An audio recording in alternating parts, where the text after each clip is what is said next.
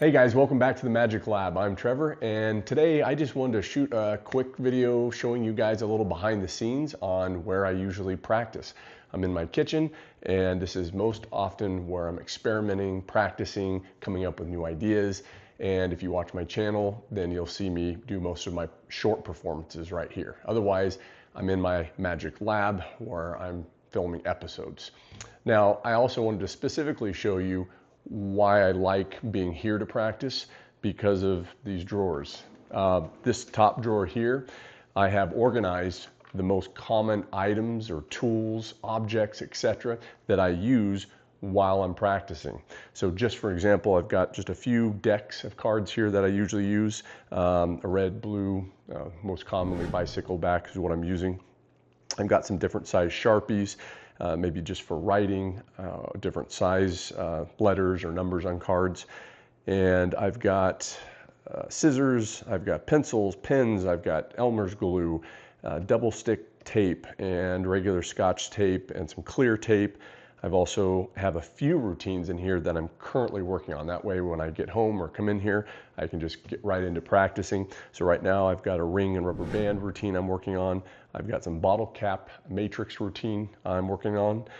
This one is really cool. This one here hasn't come to fruition yet, but I'm working on it. And the idea is a torn corner and the rest of the card vanishes in a flame, a fire, and ends up in an impossible location. So I'm still working this one out, but this one's coming soon. I can't wait to do it.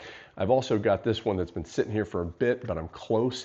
I'm working on an idea with my wife to where I've kind of given insight to how I'm doing the trick, and then I am doing the trick to her, but she already knows how it's done and freezes time and messes me up. I think it'll be really interesting. So I'm working on that one right now. But specifically what I wanted to show you and what brought up this idea today is because I'm working on an effect that uses Gaff cards. And I keep this little envelope in here. Now this isn't all of my Gaff cards.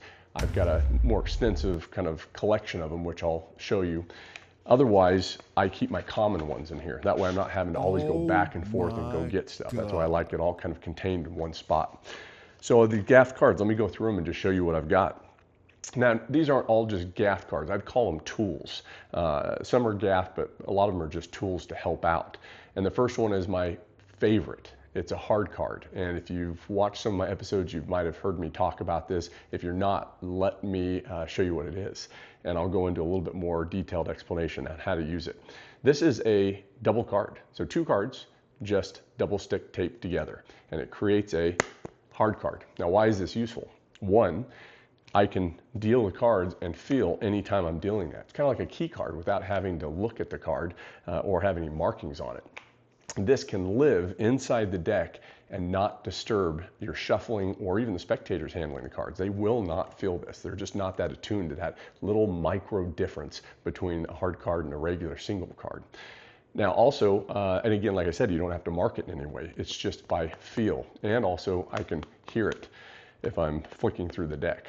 Now, second thing about this is that it helps tremendously with getting lifts, doubles, triples, quads, whatever you want, and it makes it so simple, which I'll go into in just a minute. But let's look at the rest of the cards here. I have another hard card here, but usually I like to use the same face, so I always know in all of my decks which one it is. But I've got an extra one there just in case. Now, I also have a blue, and I have a red. These are all hard cards for different purposes. Red, blue, and now we're getting into singles. So I've got just a single blue. I've got this really cool ghost card, blue, and I just think the contrast is great on this one. I've got this other kind of really cool pattern back, which I think is just different, so I like that one. And what is this one? Okay, yeah, this is just a red-blue. Okay, I thought that was something else, just a red-blue. This is a red, and this is a ghost red. This one is, oh yeah, this one's so cool. I have no idea where I got this. Maybe a magazine or something, it just popped up somewhere, but a black art card. This one is, I've got a lot of ideas with this one I'll be working on. And this one is not another red, no. Oh, this is a crimped card. So I got a crimped card in here. And I've got a short card trimmed. You can do short cards this way or this way, which will that'll bring me back to a point on getting lifts. But the short card top here, what that does, if I place it on the deck, I can riffle force to a card. I've got a blank blank, I've got a blank face red, blank face blue, and I've got a joker, just an extra joker here because I use jokers a lot. And this one, oh yeah, okay. This is a trick. This shouldn't be in here. This was just left behind from what I was working on. This is from Box Monster from Nate Kranzo. If you're not familiar with it, great trick. Regular card, just a little bit of DIY. And what's neat about this is this card can just live in the deck. Again, I would lose it if I did that. That's why I keep it out, because it's so good. And it allows you to do a really cool triple phase rising card routine. So those are just some of the gaffs I would use. But let me get into the hard card and talk a little bit more about that. But I also want to get a red blue. There we go. And I'll set that aside as well. And we'll get back to this in just a second. Now, when we talk about a hard card, the reason it works so well is because it allows you to get lifts so easy without doing pushovers. So for example, I can just reach over and just show you a joker. Now I can do that again, and I'm not getting any breaks here. I'm not doing any pushovers or anything. And I'm just showing 4 jokers. Now at any point, once I'm done there, I can show these now to be whatever I want.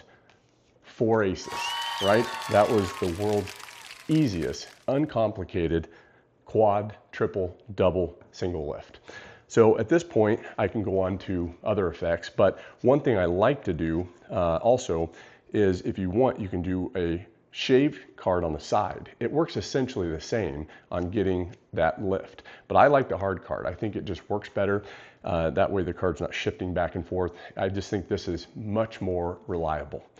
Now in addition, one really great idea with this is anytime you have a card signed and returned, and let's just say it's a joker again, and it gets controlled to the top. At this point, if I'm going to show a card separate here, and I dump that out, if I can get that out of there. Okay, now that's important here, okay? I don't want the card sitting here and then taking it and putting it here. There's no motivation or reason for that. I keep it somewhere so I can dump it out, and then the motivation was because this hand is still busy doing something. I'm dumping it out, showing that nothing else is in there. Otherwise, I would have just taken it out and left it there and turned it over. So there was a reason to put it on top of the deck. Now at this point, I don't want to be fumbling around when I'm doing this and getting a push off or a, kind of a get ready. I don't want that. This has to be clean. So I just reach in, turn that card over, and it's that clean. Now I can show it. That was signed.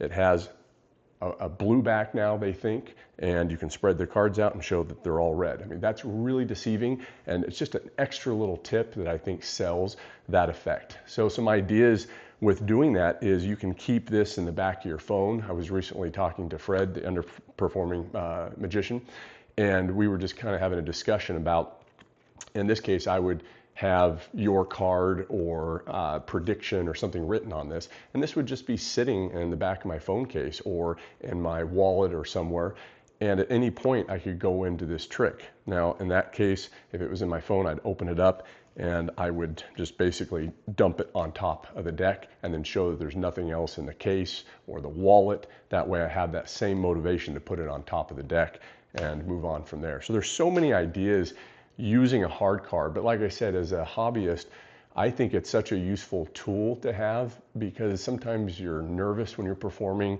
and just getting that double. If you're just using it for double lifts, try it out. I promise you, you're gonna love it.